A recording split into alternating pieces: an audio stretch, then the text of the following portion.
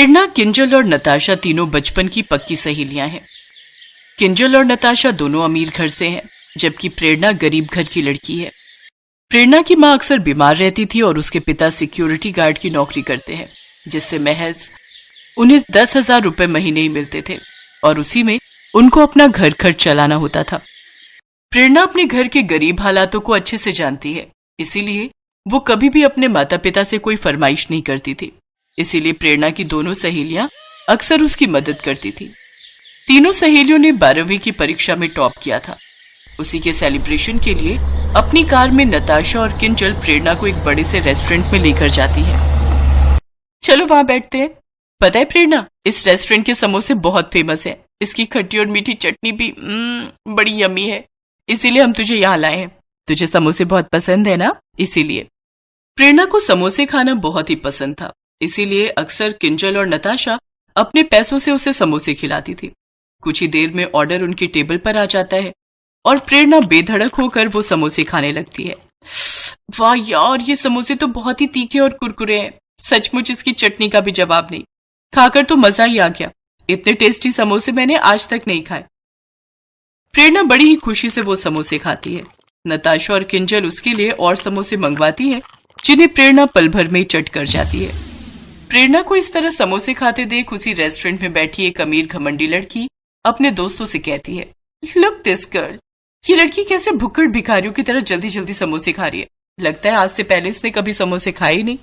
ये गरीब ना ऐसे ही होते हैं, अमीर लड़कियों से दोस्ती करके उनके पैसों पर ऐश करती हैं। उस घमंडी लड़की के ताने सुनकर प्रेरणा रोने लगती है। उसे रोता देख किंजल उस घमंडी लड़की के पास जाती है और उससे कहती है, तुम्हारी हिम्मत कैसे हुई हमारी फ्रेंड के बारे में ऐसे बातें करने की? तुम जैसी घमंडी लड़की दोस्ती का मतलब क्या जाने।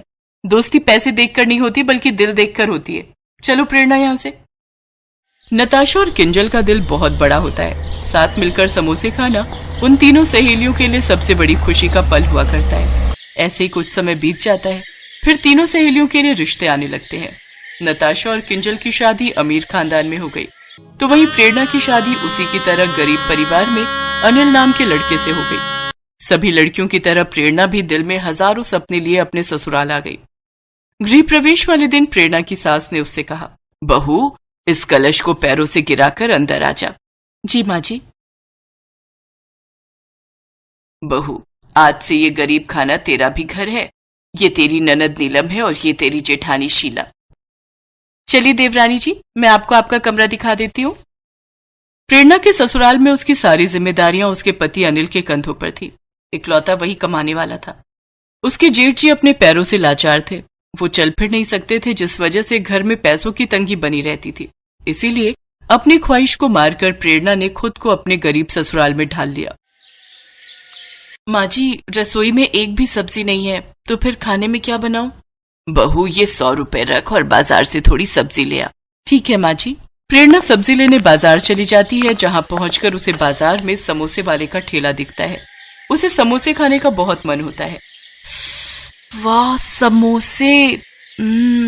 समोसे खाने का बहुत मन कर रहा है, लेकिन मेरे पास तो ये 100 रुपए ही है, जिसकी मुझे हफ्ते भर की सब्जी लेनी है। नहीं, मैं ये पैसे इन पर खर्च नहीं कर सकती। इन पैसों से तो मैं हफ्ते भर की सब्जी ले आऊंगी, जिससे मेरा पूरा परिवार पेट भरकर खाना खाएगा। ये सोचकर प्रेरणा सब्जी लेकर घर लौट आती है, लेकिन समोसे देखकर बार बार उसके मन में अपनी सहेलियों के साथ खाए हुए समोसे के पुराने दिन याद आते हैं। घर पहुंचकर अनु सब्जी के थैले में झांकते हुए कहती है, चाची चाची, आप मेरे लिए समोसे नहीं लाई? मैंने माँ को कहा था कि आपको कह दे कि मेरे लिए समोसे ले आए। इस घर में तो बस गरीबों वाला खाना मिलता है, उसके अलावा और कुछ भी नहीं। अनु, मेरी पोती, ऐसा नहीं कहते। जा बाहर देख, तेरी सहेलियां तुझे खेलने के लिए बुलाने आई हैं। अक्सर प्रेरणा जब भी बाजार जाती तो उसका समोसे खाने का बहुत मन करता, लेकिन वो अक्सर अपना मन मार कर रह जाती। एक रोज नताशा और किंजल प्रेरणा से मिलने उसके ससुराल आती हैं। किंजल, आज प्रेरणा में देखकर कितनी खुश होगी ना। वो देख, शायद यही उसका ससुराल है। चल अंदर चलते हैं। दोनों सहेलियां अंदर जाती हैं। प्रेरणा फटी पुरानी साड़ी पहने चूल्हे में रोटी सेक रही होती है, जहां दोनों सहेलियां महंगी साड़ी पहने और हाथ में पर्स लिए उसके दरवाजे पर खड़ी होती हैं। जी, आप दोनों कौन? हमें प्रेरणा से मिलना है। अरे नताशा, किंजल, तुम दोनों माँ जी, दीदी, ये मेरी सहेलियां हैं। उन दोनों को देख सभी चौंक जाते हैं। प्रेरणा, तुम अपनी सहेलियों के पास बैठो, मैं चाय लेकर आती हूँ। वो सभी अपनी हैसियत के अनुसार उन दोनों की खूब खातिरदारी करते हैं। अच्छा प्रेरणा, अब हम चलते हैं, मगर हम फिर आएंगे। दोनों वहां से चली जाती हैं। दोनों रास्ते में बात करते हुए जाती हैं। भले ही प्रेरणा के ससुराल वाले गरीब हैं, लेकिन वो सब दिल के बहुत अच्छे हैं। सही कहा, लेकिन मैं अक्सर सोचती थी कि प्रेरणा की शादी किसी अच्छे घर में हो, जहां उसे समोसे खाने के लिए तरसना नहीं पड़ेगा। लेकिन तूने देखा ना, शादी के बाद भी प्रेरणा को रूखा सूखा ही खाना पड़ रहा है। अरे ये भी कोई जिंदगी है? उसने शादी से पहले भी गरीबी देखी और अब शादी के बाद भी उसे समोसे खाने के लिए भी तरसना पड़ रहा है। क्यों ना हम समोसे लेकर उसके ससुराल चले, वो बहुत खुश होगी। तूने बिल्कुल सही कहा। 3 दिन बाद वो दोनों बहुत सारे समोसे लेकर प्रेरणा के घर आती हैं। तुम दोनों, और ये इतना सब तुम क्या लाई हो? इसमें हमारी प्यारी सहेली के मनपसंद समोसे हैं। सचमुच वो भी क्या दिन थे ना प्रेरणा। चलो आज हम फिर से वही दिन जीते हैं। उनकी बातें सुनकर प्रेरणा की आंखों में आंसू आ जाते हैं। आज फिर तुम दोनों ने मिलकर मुझे बहुत बड़ी खुशी दी है। तुम दोनों सच में बहुत अच्छी हो। एक खुशी अभी और बाकी है। ये ले, ये पैसे तू रख ले और अपना खुद का काम स्टार्ट कर। वैसे भी तू बहुत अच्छा खाना बनाती है। हाँ, और हमें पूरा विश्वास है तुम बहुत अच्छा काम कर सकती हो। प्रेरणा बहुत खुश होती है। अपनी सहेलियों का उस पर यह विश्वास देखकर वो खुद का समोसे का काम शुरू कर देती है। उसके समोसों का जादू सब पर चल जाता है और कुछ ही समय में उसके घर के हालात बहुत सुधर जाते हैं। अब नताशा और किंजल भी अक्सर प्रेरणा से मिलने और उसके हाथ के समोसे खाने उसकी दुकान पर आती रहती थी।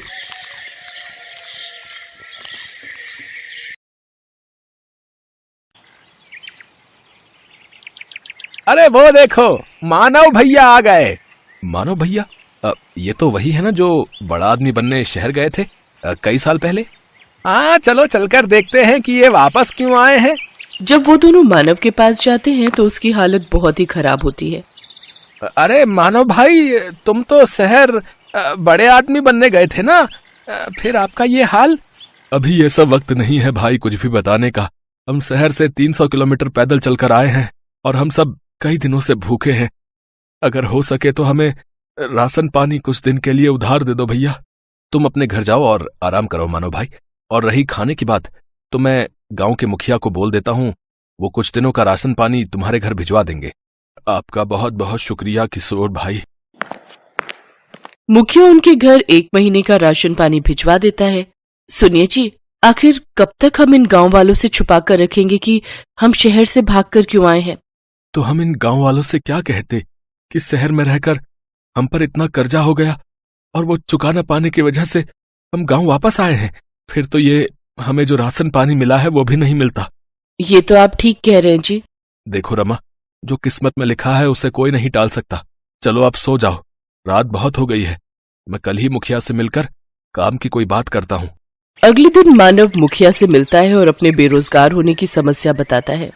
देखो मानव, तुम इस गांव के बेटे हो और अब तुम इसी गांव में रहकर अपना कोई काम शुरू करो। आपने बिल्कुल सही कहा मुखिया जी। वैसे मैं शहर में सारा दिन ऑटो रिक्शा चलाता था और शाम को रमा और मैं पानी पूरी का ठेला लगाते थे। तो मैं सोच रहा हूँ कि क्यों ना मैं इस गांव में भी पानी पूरी बनाकर बेचूं। हाँ हाँ, ये तो बहुत ही अच्छा ख्याल है। वैसे भी अपने गांव में एक भी पानी पूरी वाला नहीं है। अपना खेत गिरवी रखकर मानव और रमा ने पानी पूरी का ठेला खोल लिया। वो ठेला लगाकर बैठे थे, तभी वहाँ उसका बचपन का दोस्त विनोद आ गया, जो कि एक गांव से दूसरे गांव तक ऑटो चलाता था। अरे वाह, आज मेरा दोस्त नए काम की शुरुआत कर रहा है, लेकिन तेरे चेहरे पर इतनी उदासी क्यों है? क्या बताऊं यार, ठेला लगाए पूरे 2 घंटे हो गए लेकिन अभी भी एक भी बोनी नहीं हुई। अच्छा बता, कितने की प्लेट दे रहा है तू इन गोलगप्पों की? भैया 10 रुपए के 5 गोलगप्पे हैं बस। अच्छा भाभी, फिर तो मेरे लिए 1 प्लेट लगा दीजिए। मानव उसको गोलगप्पे बनाकर खिलाने लगा। उनको चखते ही विनोद ने कहा, अरे वाह, ये तो सचमुच किसी अमृत समान है। कुछ ही दिनों में उनका पानी पूरी का काम बहुत अच्छे से चलने लगता है। एक दिन मुखिया जी उसके ठेले पर आते हैं। मानव, मैं तुमसे एक बात कहना चाहता हूँ। जी कहिए मुखिया जी। मानव, तुम्हारी पानी पूरी आसपास के गांव में भी बहुत प्रसिद्ध है।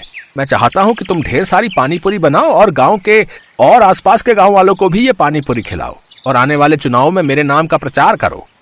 क्यों नहीं मुखिया जी, आपने मेरी मदद उस वक्त की थी जब मैं खाली हाथ इस गांव से लौटा था। तो भला मैं आपको इनकार कैसे कर सकता हूँ। मैं आपकी मदद जरूर करूंगा। बहुत बहुत धन्यवाद मानव बेटा। अच्छा अब मैं चलता हूँ। हैं आपने हाँ तो कर दीजिए, लेकिन अब हम इतनी सारी पानीपुरी बनाएंगे कैसे? हमारे पास सामान के लिए इतने पैसे कहाँ से आएंगे? अब हमें अपने गिरवी रखे खेत को बेचना होगा। ये आप कैसी बातें कर रहे हैं जी? अगर अच्छी कमाई हो गई तो फिर हम उस कमाई से नया खेत ले लेंगे, लेकिन मैंने मुखिया को जुबान दी है और अब मैं अपनी बात से पीछे नहीं हट सकता। और इस तरह मानव ने अपनी जमीन भी बेच दी। क्या बकवास कर रहे हो मानव? आखिर हमारे बीच पैसों की बात कहाँ हुई थी? मजाक मत कीजिए मुखिया जी, मैंने अपना खेत भी बेच दिया है। ऐसे तो मैं बर्बाद हो जाऊंगा। चुपचाप जाता है या धक्के मारकर निकालूं यहाँ से? दुखी होकर मानव घर पहुंचता है और रमा को सारी बात बताता है। अब तो हम लोग भूखे मर जाएंगे जी, जो बचा कुचा था वो भी हमने बेच दिया। मानव और मुखिया के झगड़े का पता सारे गांव में लग जाता है और अब कोई भी मानव के ठेले पर पानीपुरी खाने नहीं आता। एक रोज विनोद मानव के घर आता है और कहता है, मानो मैं कुछ दिनों के लिए किसी काम से शहर जा रहा हूँ, तब तक मैं अपना ये ऑटो रिक्शा यहीं छोड़कर जा रहा हूँ। इस गांव में इकलौते तुम ही हो जो ऑटो चलाना जानते हो। जब तक मैं वापस नहीं आ जाता तुम इसे अपने ही पास रखो। अगर तुम्हें कोई परेशानी ना हो तो क्या मैं कुछ दिनों के लिए तुम्हारे इस ऑटो का इस्तेमाल कर सकता हूँ भैया? हाँ हाँ क्यों नहीं, अरे ये भी कोई पूछने की बात है। इतना कहकर विनोद वहां से चला जाता है। सुनिए जी, मुखिया जी ने जो ढेर सारी पानीपुरी बनवाई थी, क्यों ना हम उन पानीपुरियों को ऑटो में ले जाकर आसपास के गांव में बेचें। मानव रमा के साथ मिलकर गांव-गांव घूमकर अपनी बनाई हुई पानीपुरी बेचने लगा। देखते ही देखते वो दोनों ऑटो रिक्शा पानीपुरी वाले नाम से फेमस हो गए। आज मैं बहुत खुश हूँ। हमेशा से कर्जे से भागते आया हूँ, लेकिन आज तो ऐसा लग रहा है मानो मैं दुनिया जीत चुका हूँ। कुछ दिन बाद विनोद एक नया ऑटो लेकर गांव पहुंचा। अरे वाह विनोद, नया ऑटो? लेकिन तेरे पास तो पहले से ही ऑटो है ना, फिर ये किस लिए? अरे वो ऑटो अब पुराना हो चुका है यार, और मैं उसे बेचने की भी सोच रहा हूँ। मैं अब एक गांव से दूसरे गांव की सवारियां छोड़ने की बजाय गांव से शहर तक की सवारियों को छोड़ूंगा। अगर आप बुरा ना मानो विनोद भाई, तो क्या ये ऑटो हमें बेच सकते हो? अरे ये भी कोई पूछने की बात है? आज से ये ऑटो आपका हुआ है। तेरी बड़ी मेहरबानी मेरे दोस्त। ये ले, ये तेरे ऑटो रिक्शा के पैसे पकड़। रमा और मानव तो ऑटो पाकर बहुत खुश थे। अब वो दोनों सारा दिन एक गांव से दूसरे गांव घूम घूम कर पानीपुरी बेचा करते थे और लोग बड़ी आस लगाकर उनकी पानीपुरी के इंतजार में बैठा करते थे।